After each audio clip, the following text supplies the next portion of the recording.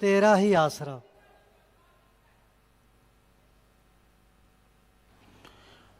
राम नाम एक ऐसी दवा है जिसे लेने से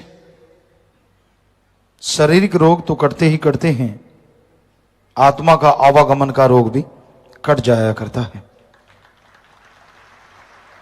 उसे राम बोलो, अल्लाह बोलो, वाहिगुरु बोलो, गॉड बोलो, परमात्मा बोलो, अरबों नाम है उसके, पर वो सुप्रीम पावर एक है और वो कण कण में, जर्रे जर्रे में मौजूद है।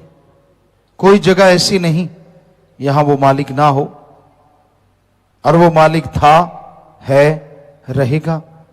ये धर्मों में बताया गया और आज साइंस विज्ञान भी इस बात की हामी भरती है।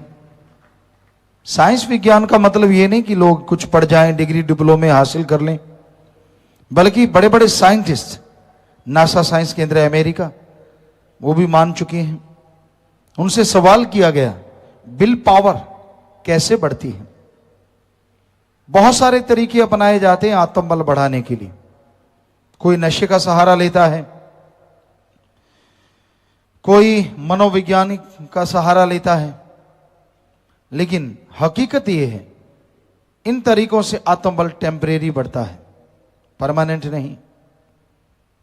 नासा साइंस केंद्र भी इस बात को माना।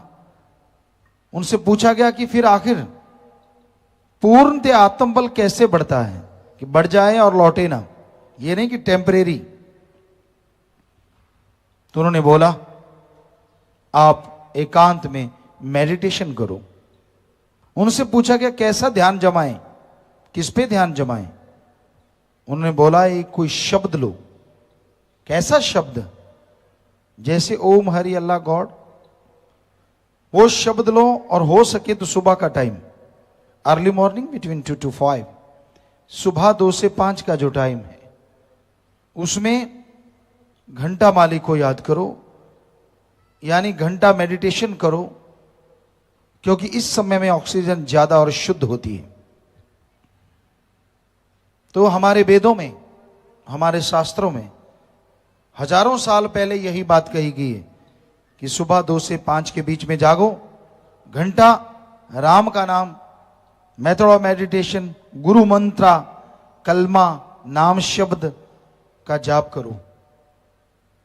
इससे आत्मबल बढ़ेगा, और जिनके अंदर आत्मबल होता है, विल पावर होता है, वो मंजिल तक नहीं जाते, बल्कि मंजिलें उनके कदम चूमा करती हैं। जिनके अंदर आत्मबल नहीं होता, मंजिल के पास पहुंच के भी सैकड़े किलोमीटर की दूरी बनी रहती है। तो आप आत्मविश्वासी बनो, आत्मबल हासिल करो, पर उसका तरीका वही है।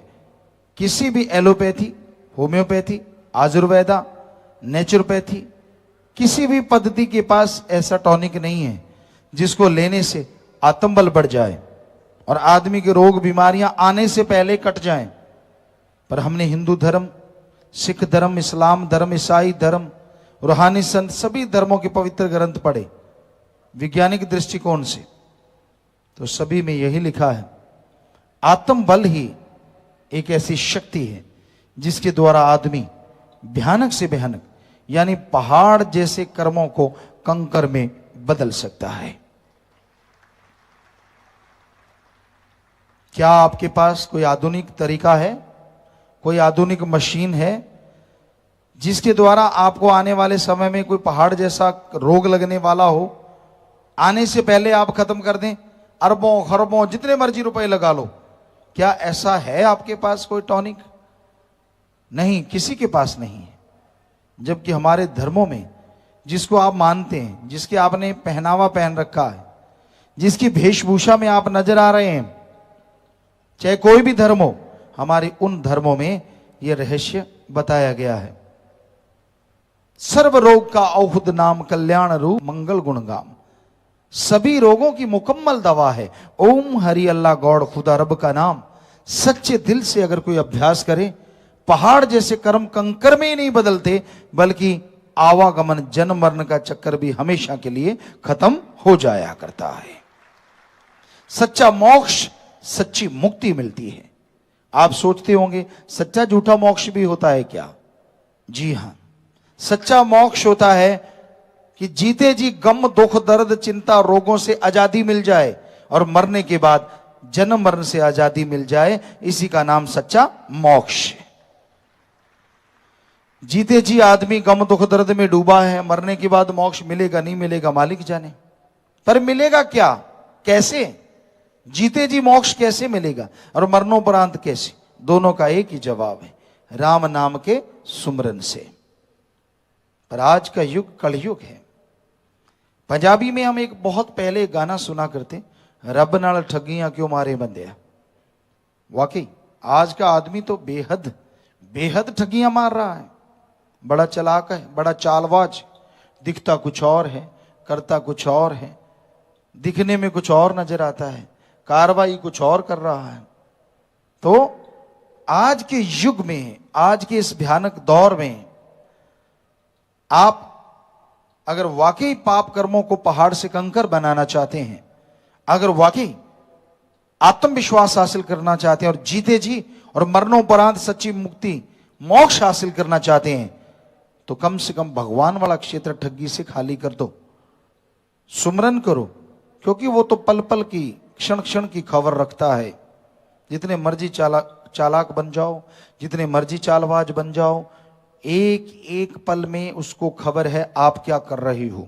ये अलग बात है कई शातिर लोग मालिक को बुद्धू बनाने पे तुले हुए हैं, दिखते कुछ और करता कुछ और, ऐसा होता रहता है। तो भाई अगर सच्चा मोक्ष चाहते हो तो बाहर से और अंदर से एक बन जाओ। भावना का शुद्धिकरण करो, राम नाम का जाप करो, अभ्यास करो, मेहनत करो।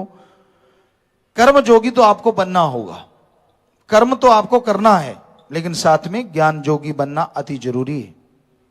कई बसों पे ट्रकों पे लोगों को सुना है कहते कर्म ही पूजा, सब बकवास है। कर्म तो किसी का गला काटना भी कर्म है, क्या ये पूजा है? कर्म का मतलब जो आप कार्य करते हैं बॉडी से, विचारों से, शरीर से, जो भी कार्य करते हैं वो कर्म है। तो अधूरा ज्ञान है उन लोगों को जो कहते हैं कर्म ही पूजा है। क्योंकि पवित्र गीता में हर धर्म में यह लिखा है पहले ज्ञान जोगी बनो और फिर कर्म जोगी बनो। दोनों एक दूसरे के बिना अधूरे हैं, आधे हैं। क्योंकि अगर आपको ज्ञान ही नहीं है तो कर्म तो बुरे भी कर डालोगे, तो क्या कर्म जोगी बन गए आप? क्या वो पूजा है? इसलिए पहले ज्ञान जोगी बनो। आपको ज्ञान होना चाहिए कर्म अच्छे बुरे का, और फिर कर्म जोगी बनो। दोनों कर्म साथ साथ करोगे तो यहां वहां दोनों जहां में खुशियों से माला माल होते जाओगे। हर इंसान के लिए अति जरूरी है वो कर्म जोगी बने और ज्ञान जोगी बने।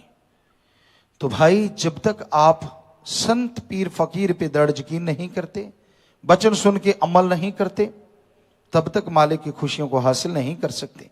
तो फकीर ये नहीं कहता कि मेरी सेवा करो, वो तो कहता है राम का नाम जपो, अल्लाह वाहिगुरु गौड़ खुदा रब की भक्ति इबादत करो और मालिक की औलाद का भला करो, भला मांगो, दोगलापन ना अपनाओ, नेक बनो, अच्छे बनो, वचनों पे रहो।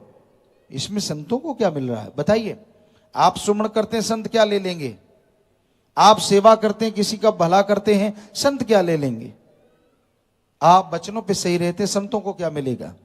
सब कुछ आपको मिलेगा और संतों को मिलेगा ये कि उसने मालिक की औलाद को सही रास्ते लगा दिया और जीते जी मालिक का नजारा दिखा दिया।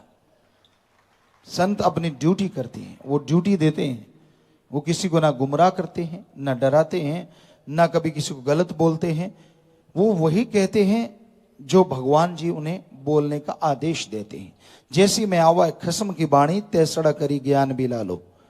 जैसा मालिक ईश्वर ख्याल दें, फकीर वैसा बोलते हैं। लोग अपने हाथों अपने पांव पे कुल्हाड़ा मारे तो मारे।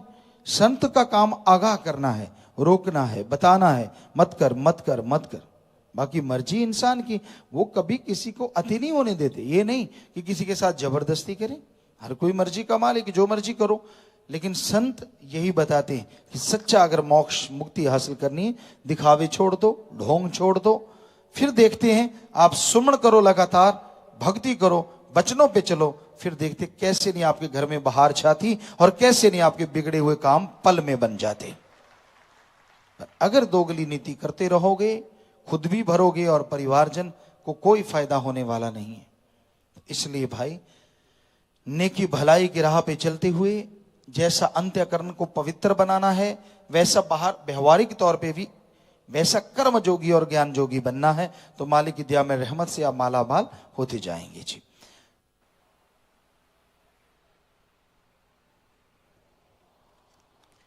धन धन सतगुरु तेरा ही आसरा। सतगुरु जी की प्यारी साध संगत जी, सतगुरु जी के पावन चरण कमलों में ध्यान एकाग्र करते हुए आप सभी ने सुमरण करना है जी। जिन्होंने नाम शब्द गुरमंत्र नहीं ले रखा, वो सर्वधर्म का जो साझा नारा है, धन धन सतगुरु। धन सतगुरु तेरा ही आशा। सभी साध संगत जी से निवेदन है कि मेरा चैनल जरूर सब्सक्राइब करें जी। धन धन सतगुरु तेरा ही आसरा।